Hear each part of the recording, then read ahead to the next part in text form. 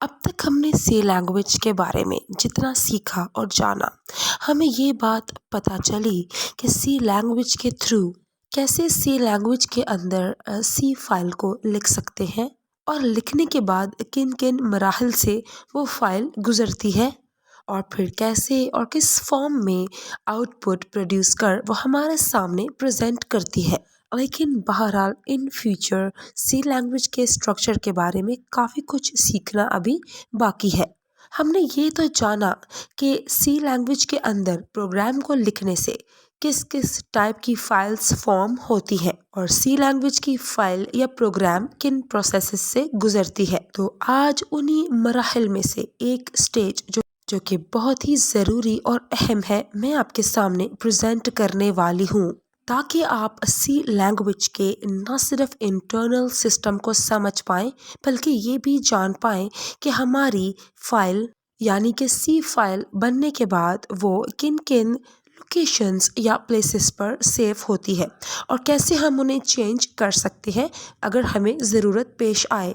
तो ये सब और बहुत कुछ जानने के लिए आज मेरे इस लेक्चर के साथ जुड़े रहिए। तो ये है क्लास सेकेंड ईयर के चैप्टर नंबर 1 का लेक्चर नंबर 10 और आज जो टॉपिक हम डिस्कस करने जा रहे हैं वो है setting the output and source directories. मैं हूँ आपकी teacher Nadia Noor and welcome to my channel computer science expert.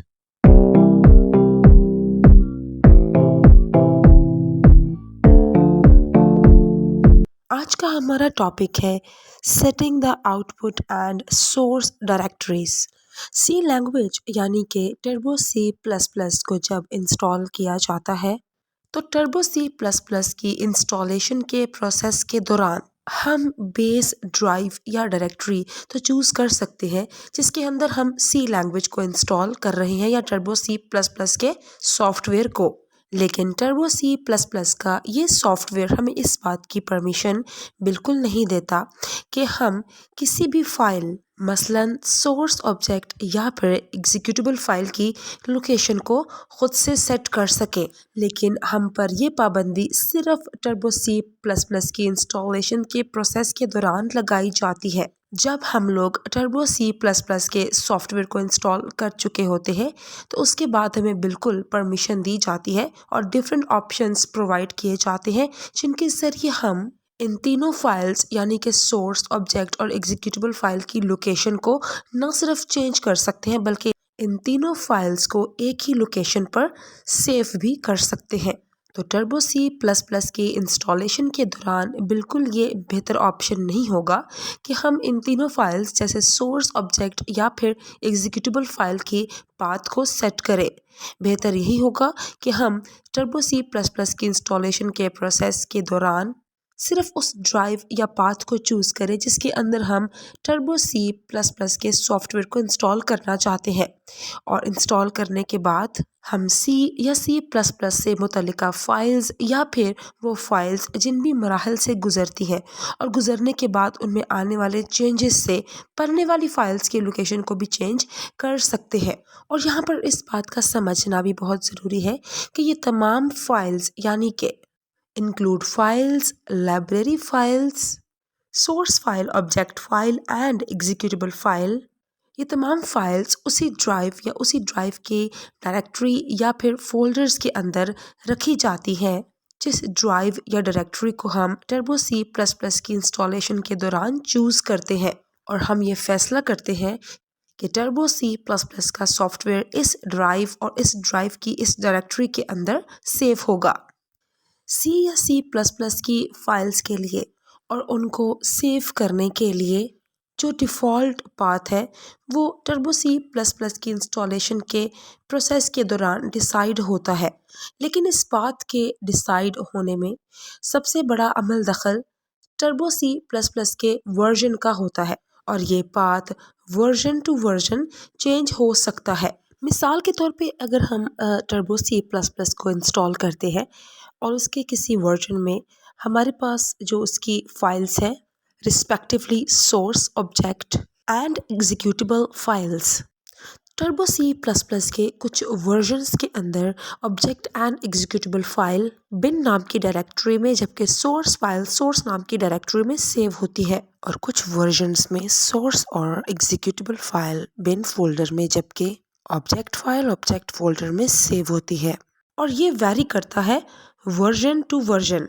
मिसाल के तौर पे टर्बो सी प्लस प्लस के वर्जन 3.0 में सोर्स और एग्जीक्यूटेबल फाइल्स बिन नाम के फोल्डर में, जबकि ऑब्जेक्ट फाइल ऑब्जेक्ट नाम के फोल्डर में सेव होती है। इसके अलावा टर्बो सी प्लस प्लस का ये वर्जन यानी कि 3.0 अब तक का सबसे ज़्यादा इस्तेमाल किया जाने वाला वर्जन है। अब चाहे हमारी फाइल्स सोर्स नाम की सब डायरेक्टरी के अंदर सेव हो या फिर बिन नाम की सब डायरेक्टरी के अंदर, टर्बो सी प्लस प्लस की इंस्टॉलेशन के प्रोसेस के बाद हम इन तीनों फाइल्स की लोकेशन को चेंज कर सकते हैं या सेम रख सकते हैं। ये तीनों फाइल्स यानी source file object file and dot executable file, इनकी location depends upon our choice.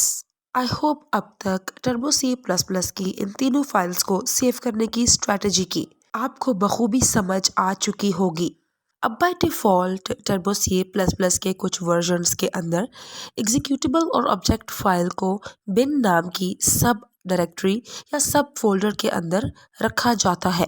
As a C programmer या गुड प्रोग्रामर ये अच्छी प्रैक्टिस नहीं है कि इन दोनों फाइल्स को सोर्स फाइल से अलग रखा जाए। हमारे यहाँ पे ये कोशिश होनी चाहिए कि हम इन दोनों फाइल्स की यानी कि ऑब्जेक्ट और डॉट एग्जीक्यूटेबल फाइल की लोकेशन को चेंज करके सोर्स फाइल की लोकेशन के साथ सेव कर दें। ऐसा करने के लिए टर्बो सी प्लस प्लस की तरफ से हमें ऑप्शन प्रोवाइड किया जाता है। तो आइए अब हम देखते हैं कि किस तरीके से हम आउटपुट डायरेक्टरी की लोकेशन को सोर्स डायरेक्टरी की लोकेशन के साथ मैच करते हैं या कंबाइन करते हैं, ताकि आउटपुट डायरेक्टरी में मौजूद ऑब्जेक्ट फाइल और एग्जीक्यूटेबल फाइल्स एक ही फोल्डर जिसमें सोर्स फाइल मौजूद हो वहाँ पर सेव हो। इसके लिए हम सबसे पहले जाएंगे अपने डेस्कटॉप पर और यहाँ पर हम टर्बो सी प्लस प्लस के इस आइकन पर क्लिक करेंगे। क्लिक करने के बाद हमारे सामने ये जो विंडो ओपन होगी, इसमें हम start Turbo C plus plus के ऑप्शन पर क्लिक करेंगे और क्लिक करने के बाद थोड़ी बहुत प्रोसेसिंग के बाद हमारे सामने टर्बो सी प्लस प्लस का ये IDE ओपन हो जाएगा। अब हमारे सामने इस स्क्रीन पर ये मेन्यू बार हमें नज़र आ रही है और आउटपुट डायरेक्टरी को चेंज करने के लिए हमें इस मेन्यू बार के ऑप्शन पर क्लिक करना पड़ेगा और ये हमारे सामने एक ड्रॉप डाउन लिस्ट खुली है। इसके अंदर ये डायरेक्टरीज़ का ऑप्शन है, हम इस पर क्लिक करेंगे तो हमारे सामने डायरेक्टरीज़ का डायलॉग बॉक्स ओपन हो जाएगा। अब इसमें ये 4 डिफरेंट तरह की डायरेक्टरीज़ हैं, लेकिन इनमें से हम इंक्लूड डायरेक्टरी और लाइब्रेरी डायरेक्टरी को आज हम डिस्कस नहीं करेंगे। इन दोनों डायरेक्टरीज को बहुत ही अच्छे तरीके से हम अपने नेक्स्ट लेक्चर में कवर करेंगे। आज जिन 2 डायरेक्टरीज को हमने कवर करना है वो है output directories and source directories. अब यहाँ पर सोर्स डायरेक्टरीज जो कि नाम से ही जाहिर है हमारी सोर्स फाइल को रखने के लिए इस्तेमाल होती है। जैसे हम सी लैंग्वेज के अंदर कोई भी प्रोग्राम लिखते हैं और लिखने के बाद हम उसे सेव करते हैं, तो सोर्स डायरेक्टरी के अंदर जो लोकेशन लिखी हुई है यहीं पर हमारी सोर्स फाइल .c की एक्सटेंशन के साथ सेव हो जाएगी।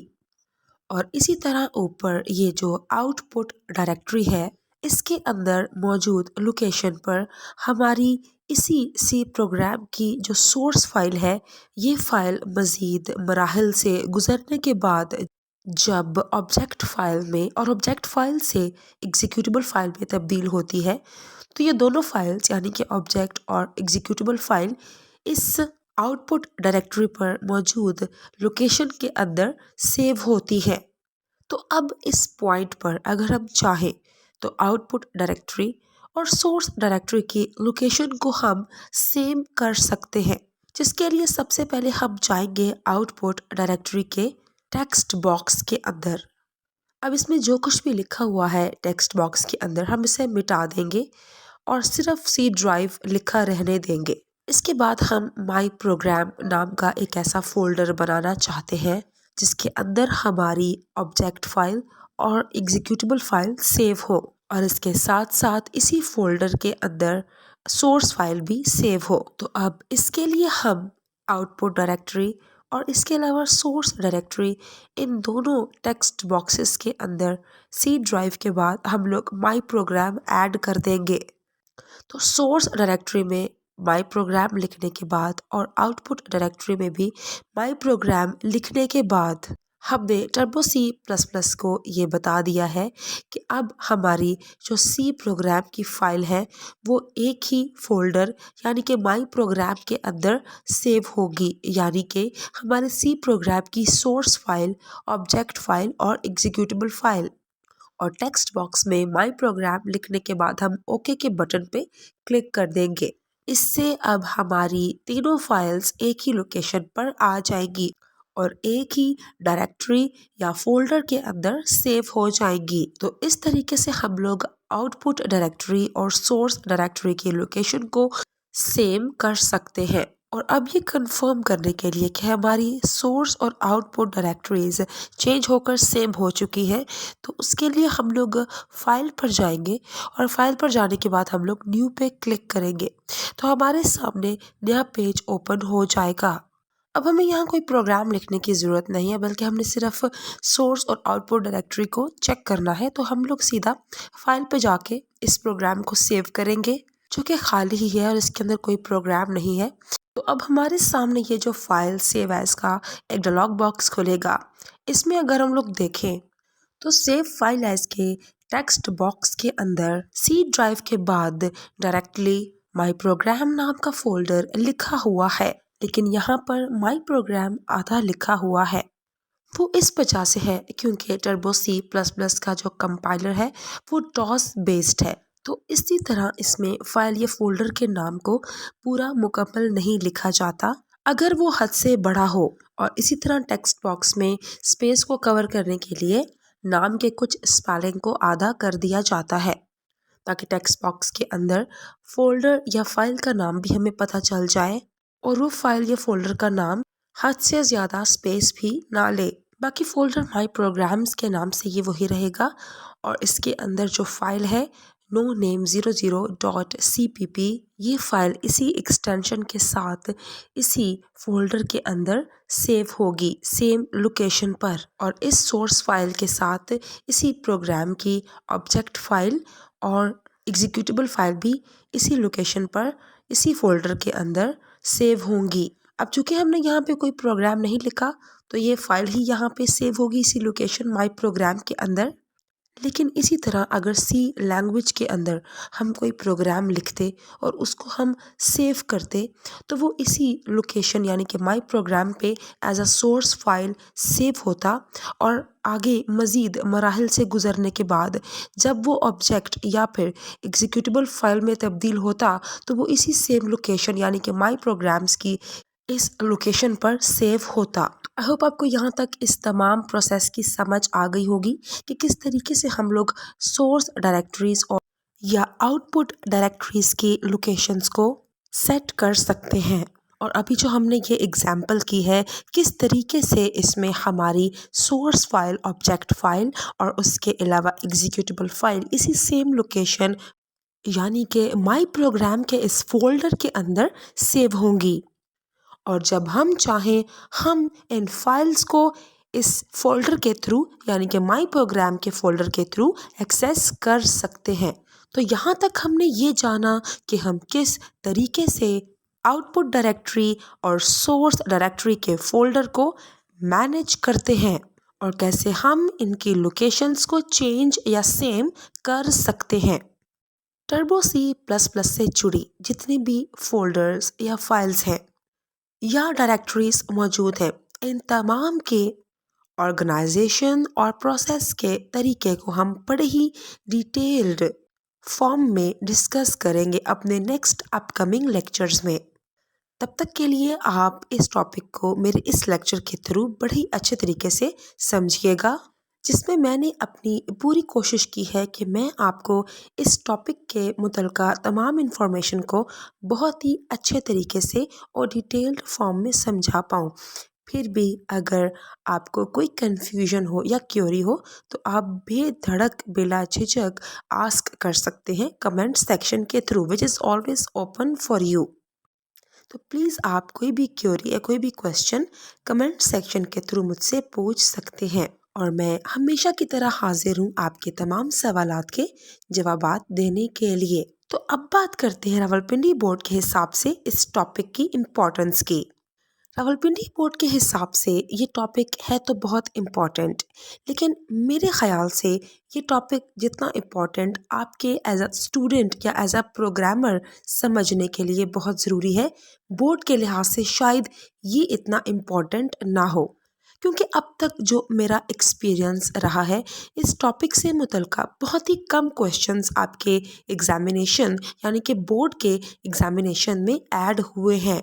तो इस टॉपिक की तमाम इन्फॉर्मेशन जो मैंने आपको दी ये आपके समझने के लिए बहुत ज़रूरी थी और एज अ प्रोग्रामर और as a C language student आपको पता होना चाहिए था। बाकी अगर आप इसको कनेक्ट करें बोर्ड के साथ तो बोर्ड में चंद एक ही क्वेश्चंस आपके पेपर का हिस्सा इस टॉपिक में से बन सकते हैं। जैसे जैसे क्या हम सोर्स या आउटपुट डायरेक्टरी की लोकेशन को सेम कर सकते हैं या उसके लिए क्या प्रोसेस दरकार है। इसके अलावा आपसे ये भी पूछा जा सकता है कि बिन नाम की सब डायरेक्टरी के अलावा और किस फ़ोल्डर में रखा जा सकता है। मतलब ऐसा फ़ोल्डर या ऐसी डायरेक्टरी या ये कहना गलत नहीं होगा सब डायरेक्टरी जिसके अंदर सोर्स फाइल को भी रखा जाए और फिर उसके ऑब्जेक्ट फाइल में चेंज होने के बाद वो ऑब्जेक्ट फाइल भी उसी डायरेक्टरी में या सब डायरेक्टरी में रखी जाए और फिर उसी सब डायरेक्टरी के अंदर एग्जीक्यूटेबल फाइल को भी रखा जाए। यानी टर्बो सी प्लस प्लस के अंदर क्या हम ऐसा कर सकते हैं कि हम एक ऐसी सब डायरेक्टरी को बनाएं जिसके अंदर हम सोर्स ऑब्जेक्ट और एग्जीक्यूटेबल फाइल को प्लेस कर सकें। या टर्बो सी प्लस प्लस का सिस्टम इन तीनों फाइल्स को एक ही लोकेशन एक ही सब डायरेक्टरी के अंदर सेव करे। अब यहाँ पे आपसे पूछा ये जा सकता है कि क्या हम इन तीनों फाइल्स को यानी कि सोर्स ऑब्जेक्ट और एग्जीक्यूटेबल फाइल को एक ही डायरेक्टरी या सब डायरेक्टरी के अंदर रख सकते हैं। So answer is yes. ठीक है, यहाँ तक आपको ये कंफर्म हो चुका होगा। अब जो नेक्स्ट पॉइंट इस टॉपिक में उठाया जा रहा है कि हम ऐसा करने के लिए क्या ऑप्शन यूज़ करते हैं। तो मेन्यू बार में हम ऑप्शन पे जाके डायरेक्टरी के ऑप्शन को चूज़ करके ये काम बखूबी सरअंजाम दे सकते हैं कि हम अपनी तीनों फाइल्स के लिए एक ऐसी सब डायरेक्टरी को बना सकते हैं जिसके अंदर हम इन तीनों फाइल्स की प्लेसमेंट को कंफर्म कर सकें।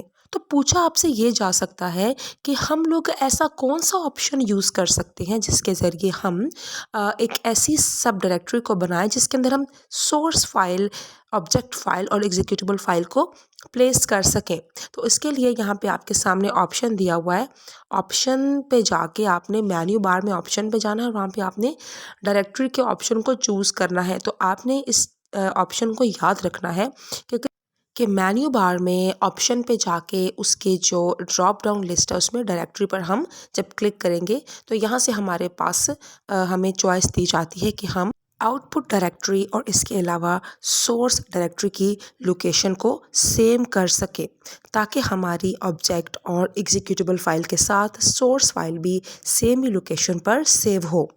यहाँ पर अब हमारे सामने एक और क्वेश्चन उठता है कि जब हम लोग अपने मेन्यू बार में ऑप्शन पे जाके डायरेक्टरी के ऑप्शन को चूज़ करते हैं तो जो हमारे सामने डायलॉग बॉक्स खुलता है उसमें हमें 4 टेक्स्ट बॉक्सेस दिए जाते हैं जिसमें हमारे सामने जो है लाइब्रेरी डायरेक्टरी भी होती है, आउटपुट डायरेक्टरी, सोर्स डायरेक्टरी और इसके अलावा इंक्लूड डायरेक्टरी शामिल है। इसमें अब हम इंक्लूड और लाइब्रेरी इन दोनों डायरेक्टरी के टेक्स्ट बॉक्सेस को ज़्यादा छेड़ते नहीं, उसमें ज़्यादा छेड़खानी नहीं करते और यहाँ पर इन दोनों के पाथ को भी बताया गया है। ये पाथ आपने याद रखना है। इंक्लूड डायरेक्टरी के लिए TC इंक्लूड पाथ है और इसके अलावा जो है लाइब्रेरी डायरेक्टरी के लिए TCLIB ये पाथ है। ठीक है, और ड्राइव वही है जिसके अंदर हमने टर्बो C++ को इंस्टॉल किया है। जैसे कि जो है या C ड्राइव भी हो सकती है या कोई भी ड्राइव जो हम इंस्टॉलेशन के प्रोसेस के दौरान टर्बो C++ की जिसको हम चूज़ करते हैं उस ड्राइव को हम जिसके अंदर हम टर्बो सी प्लस प्लस के सॉफ्टवेयर को रख सकते हैं। तो ड्राइव तो वही रहेगी, लेकिन यहाँ पे उसके अंदर जो लोकेशन है वो उन्होंने हमें बताई है, ठीक है। तो यहाँ पे इन दोनों डायरेक्टरी की लोकेशन को डिफ़ाइन कर दिया गया। तो आपने ये याद रखना है कि इंक्लूड डायरेक्टरी के लिए ये लोकेशन भी सेट की जा सकती है, और इसके अलावा लाइब्रेरी डायरेक्टरी के लिए ये लोकेशन भी सेट की जा सकती है, ठीक है। अगर हम चाहें तो हम इन जो है लोकेशंस को भी चेंज कर सकते हैं, लेकिन ये एक अच्छी प्रैक्टिस नहीं होगी, क्योंकि इसके लिए बहुत सी सिस्टमैटिक चेंजिंग्स के ज़रिए भी हमारे टर्बो सी प्लस प्लस को गुजरना पड़ेगा।